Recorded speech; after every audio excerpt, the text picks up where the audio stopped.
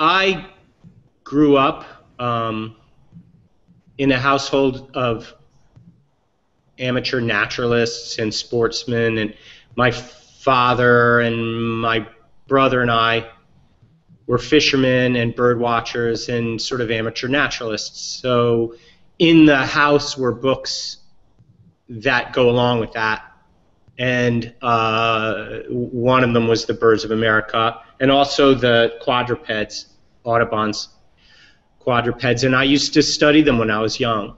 And when I was a child, I did drawings in that style, even when I was in elementary school, 9 and 10 years old. So, and even earlier, actually. So that was always something that fired my imagination a lot, was 19th century natural history imagery in general, and Audubon when I was young specifically. The idea of sort of maybe the occasional times he had, and throughout the 19th century you have, of people having almost a first encounter with an animal, a culture, or a piece of wilderness. That seemed so fascinating to me as a kid growing up in the suburbs, where it felt like every inch was accounted for, and property lines, and the wild spaces I'd seek out were like on the edges of golf courses and things. So the idea of being somebody like Audubon, like trekking in the Northeast and later in the West with a gun, and discovering new bird species, all of that, and drawing them and painting them, it seemed like some kind of heaven to a kid that grew up the way I did. At least for me it was. So it's deeply ingrained in what I kind of consider my sort of DNA or something. And then when I went to art school, and you sort of are exposed to ideas of, I was at RISD in the sort of heyday at Brown. Up there was semiotics and all this kind of stuff being discussed, and conceptual art. There was a lot of postmodernist theory floating around, and people trying to figure out how to make things that hadn't, out of the past, and you'd reach this sort of end game of like painting is dead, and all of those things were happening when I was at school. I completely put aside the fact that I had started out as a little kid drawing animals and birds. That was of very little interest to me when I was a student in the 80s, and then later in the 80s when I came to New York. And all of the work at that time that was coming out of people my age had to do with, well, there was a lot, there was like Keith Haring and Basquiat, there was graffiti art, the idea of everything was very urban and very cerebral, and but mixed with this sort of punk feeling, you had to be, and things were so political. There was Barbara Kruger and all this kind of stuff. So where the things that really moved me fit into all of this, I had no clue. I just knew that I never ceased to sort of be drawn to the kind of things I was drawn to. Mm-hmm. So,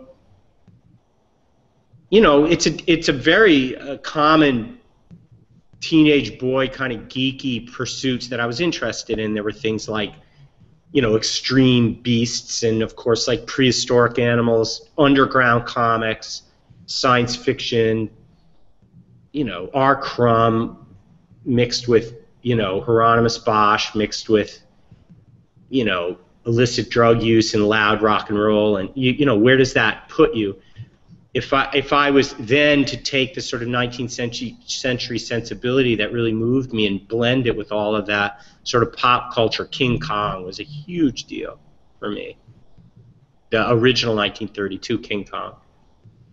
Probably the physical institution that had the biggest impact on me in that way was the Museum of Natural History, the American Museum of Natural History in New York, because that, you can stand in front of dioramas there that are, it's the level of art, the incredible craft, beautiful background paintings, incredible taxidermy that was really based on, it's really like romantic animal sculpture with skin over it. It's not in the least like stuffing upholstery or something. It was They were great sculptors creating the taxidermy. They were great landscape painters and great sculptors creating the foregrounds, great landscape painters painting the backgrounds. So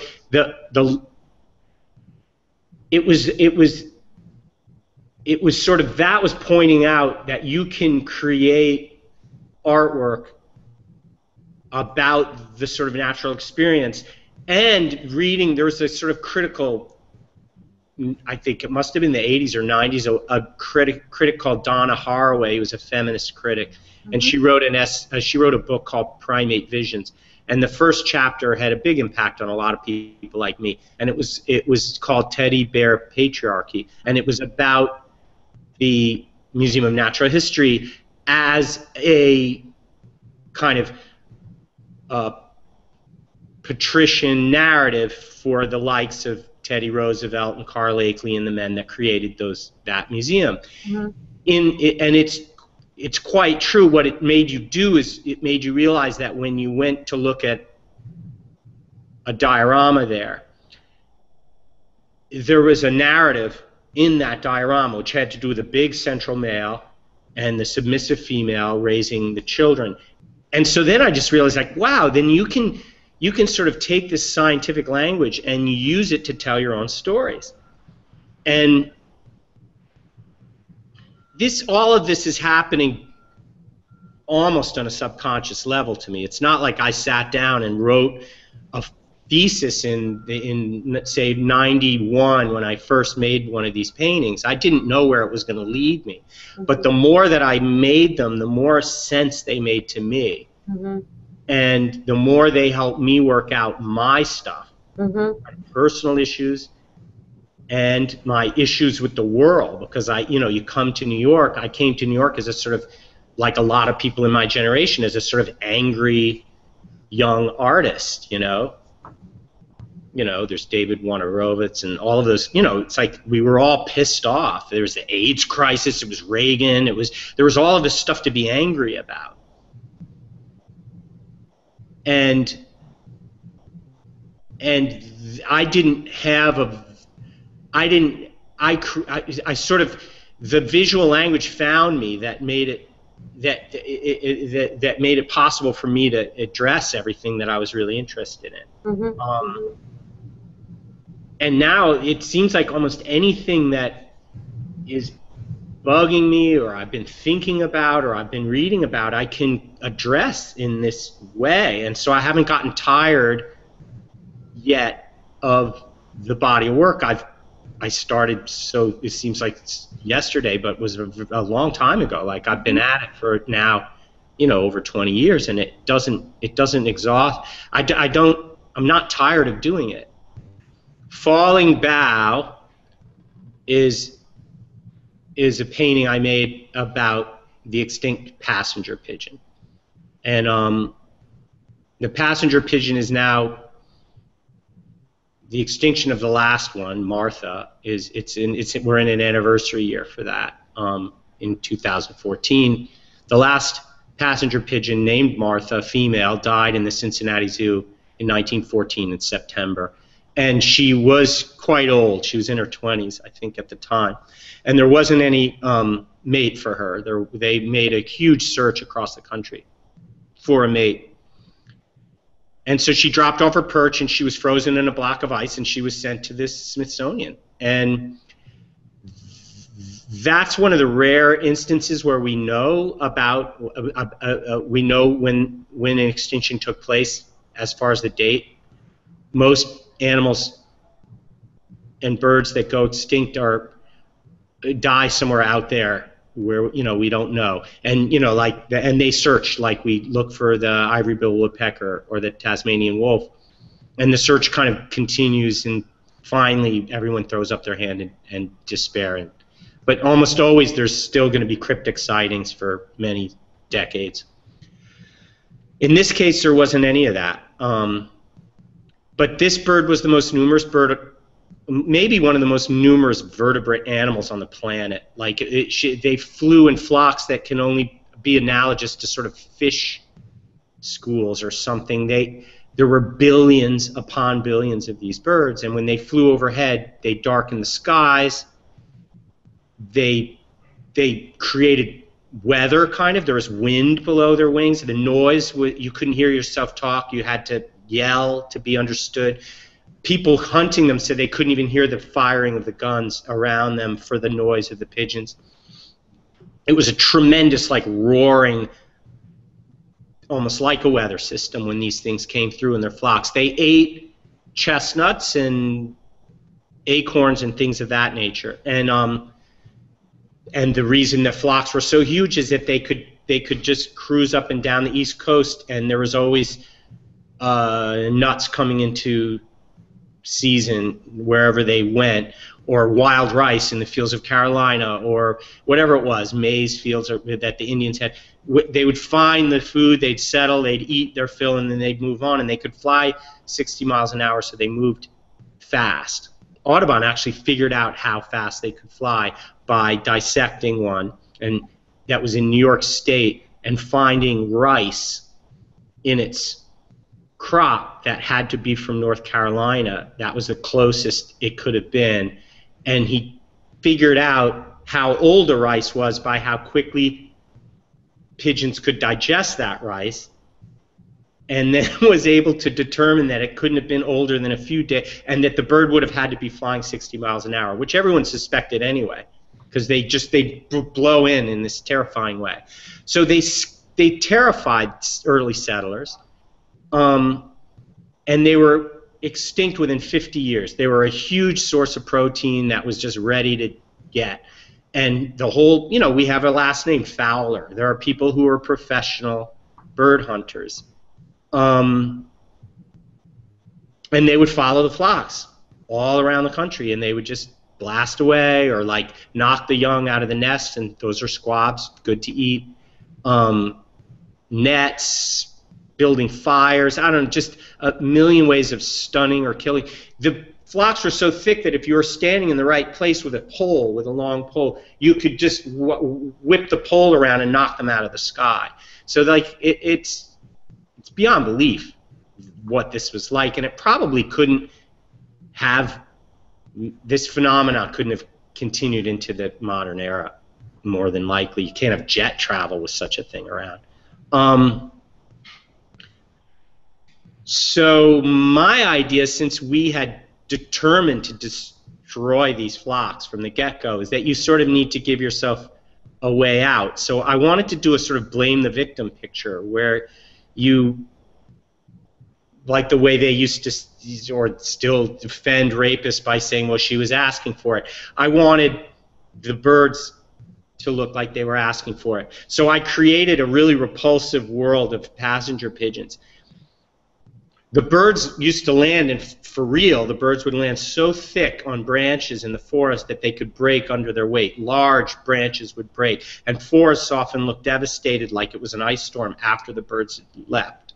So I wanted to draw this, I wanted to paint the bough falling through space that had broken off of a large tree, covered with the weight of the passenger pigeons that broke it off, so that you couldn't even see the branch particularly, or what it was.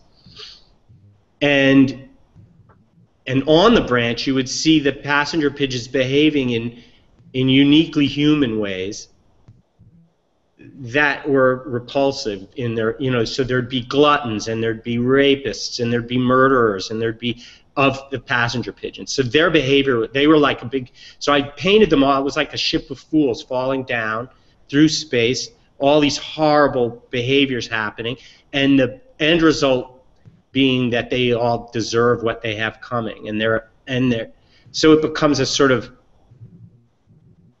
metaphor of hubris, like it's the way people talked about the Titanic, like that kind of wealth is so just and corrupt, and this and that, and even the romanticized movie version of it, it's like good riddance to that kind of thing, and so you need to sort of. But this was much more allied to the idea of blame the victim, in the sense of like we demonize our enemies, we make them inhuman, we actually attribute the sins that we're most embarrassed of in ourselves to others, so that we can destroy them. And so that was the overall, that was the kind of impulse behind making the picture. When I first learned about the passenger pigeon, it was apparent to me immediately that everything about this story was something I was interested in. I mean, this is the kind of thing that I want to make my work about. And I still haven't, I don't think I've exhausted at all the possibilities within this sort of natural history of the passenger pigeon. It's an incredible, I mean, to me, when I first learned it, the idea that there were billions of birds blackening the sky, and right up until the early 20th century, and that everybody in America in the 19th century would have known what passenger pigeon tastes like, and it was like a can of tuna in its sort of ubiquitous nature. Like it was, they'd barrel them up and they'd salt them and they'd send them to the market. And there were so many sometimes that they, rather than let them rot or even have to try to preserve them, they would just plow them into the fields as fertilizer. It was just mad, the slaughter and the waste of these things. And we tend to focus on things like the dodo, or the buffalo, the bison, and those stories are familiar to everybody to the point where they don't make a very big impact. And the thing about a dodo, I mean, island biogeography, it's like we understand this idea that a small island with with a specimen that only lives on that island is really susceptible to the littlest thing, like a rat or a cat being introduced. But the idea that the entire east coast of America was so tremendously altered by the people that came here, and that it was a kind of unrecognizable world, that was so fascinating to me. I just wanted to know more about that world and figure out how I felt about these changes. And it's not like we can or even should bring back the passenger pigeon. And I guess they talk about doing some DNA trickery to bring one back, but as a specimen in a zoo, it might be interesting, but there's no way to get those flocks up and running again, and there's no reason why we would want to live with such a thing. I mean, it's like California, where LA was really was almost, they called infested with grizzly bears, and the idea of sharing California with grizzly bears is really kind of a terrifying idea. Not necessarily, I was like, maybe it's fine that they're up in British Columbia and Alaska. I mean, I don't know. I'm not totally for making it all just as it was, but you want to think that there's a home for things and that we don't drive everything to extinction. Right. And interesting, I mean, the whole California grizzly story is another one that's really fascinating, because at first, when the Spanish got there, the way that they lived made the population increase of grizzly bears. Because they had these great pits of slaughtered cattle, and they'd throw the carcasses into these ravines, and then the bears would come and eat them. And each settlement had huge population explosions of bears. So it was like raccoons, It was like, anyway, so we can have this sort of impact that suddenly has a backlash. And but in the case of the passenger pigeon, it was simply a case of a vast forest wilderness that could sustain these animals, and then the alteration of that due to hunting and clearing of those original forests, making it impossible to have them around. Right. And they don't fit into our modern way of living. Madagascar is a painting I did about the elephant bird. Apiornis, I think, is what you call it in Latin. But anyhow, it was the largest bird that ever lived. Most massive one. Moas were also really huge. But elephant birds were even bigger. And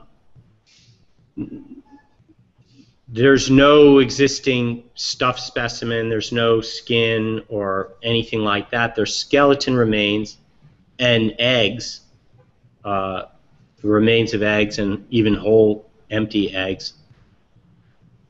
So their appearance is purely speculative.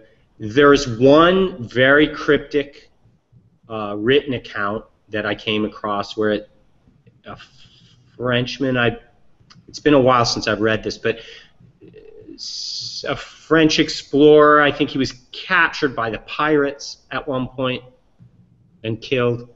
But in his journal it said something to the effect that there was a very, very large bird that lived on this island, you know, and of Madagascar, and it lived in the interior. And he talked about it in the present tense, and this was in the 17th century. So on that slender description and just the intriguing idea that elephant birds may have survived into modern times, I thought, well, what if they had?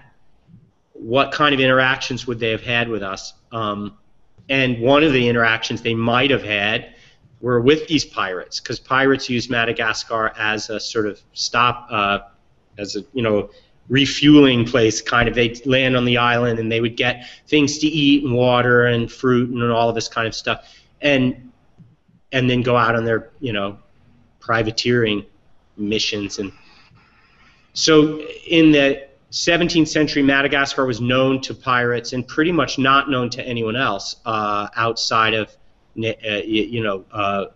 people that may have lived there. So there wasn't any Western knowledge about Madagascar outside of what the pirates knew. And so I thought, wow, maybe it was possible that they would have come in contact with each other, pirates and elephant birds. And the elephant bird painting that I did, this sort of Madagascar painting, was just imagining that kind of first contact would not have turned out well for the elephant bird. That, you know, like most Western sailors that were landing on islands, the animals on the islands were in great danger of becoming food, or, you know, in some way, you know, just hunted for sport or whatever the heck, you know. So things didn't go well for island animals in general during the age of exploration, and I didn't imagine they'd go very well at all for an elephant bird with pirates. And I like to think of, like, just speculative idea about how you would